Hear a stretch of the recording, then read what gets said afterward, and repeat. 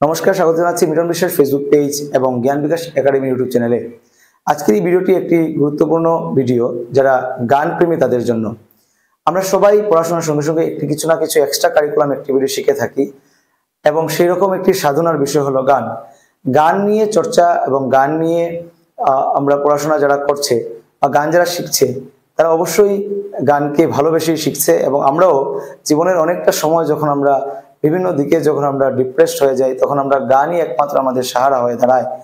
ঠিক সেই সাহারাকে আরো একটু প্রখরভাবে গানকে, গানের ভালোবাসাকে সবের সঙ্গে ছড়িয়ে দিতে ফকিরা নামে গানের দল, সেই ফকিরা গানের দল শিলচর বেসড একটি গানের দল, সেটি প্রতিবার নতুন নতুন প্রয়াস করে থাকে এবং প্রতিবারই গান শেখার কর্মশালা করে থাকে। আমরা দেখেছি লাস্ট কিছুদিন আগেও, গত বছরও বা এর আগের বছরও ওনারা বাউল সঙ্গীত বা বিভিন্ন ভাটিয়ালি সঙ্গীত, বিভিন্ন আমাদের মাটির গানগুলোকে কর্মশালার মাধ্যমে এখানকার ছাত্রছাত্রীরা যারা গান শিখতে ইচ্ছুক রয়েছে তাদেরকে শেখানোর চেষ্টা করেছে এই ফকিরা গানের দল।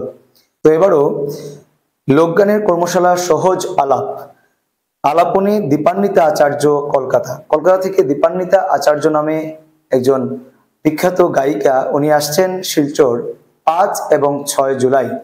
5 এবং 6 জুলাই ওনাদের কর্মশালা হচ্ছে শিলচর সঙ্গীত বিদ্যালয়ে এবং 6 জুলাই অর্থাৎ কর্মশালার শেষ দিন বিকেল 5:30টায় আমাদের স্থানীয় বঙ্গভবনে ওনাদের একটি বিশাল গানের অনুষ্ঠান রয়েছে এবং এই গানে অবশ্যই হয়তো উপস্থিত থাকবেন দীপান্বিতা আচার্য মহাশয়া। সঙ্গীত শিল্পী তথা শিক্ষিকা দীপান্বিতা আচার্যের তত্ত্বাবধানে 2 দিন কর্মশালা থাকবে এই ফকিরা গানের দলের।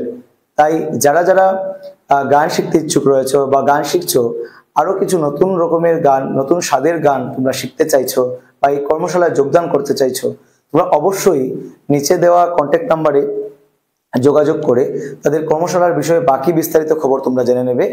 এবং আপামর বরাকবাসী তথা যারা এই গান প্রেমীরা রয়েছেন, আমি সবাইকে অনুরোধ করছি আপনারা চলে আসবেন 6 জুলাই বঙ্গভবনে বিকাল 5:30টায় এবং একটি সুন্দর রোমাঞ্চকর গানের অনুষ্ঠানকে উপভোগ করবেন। ধন্যবাদ।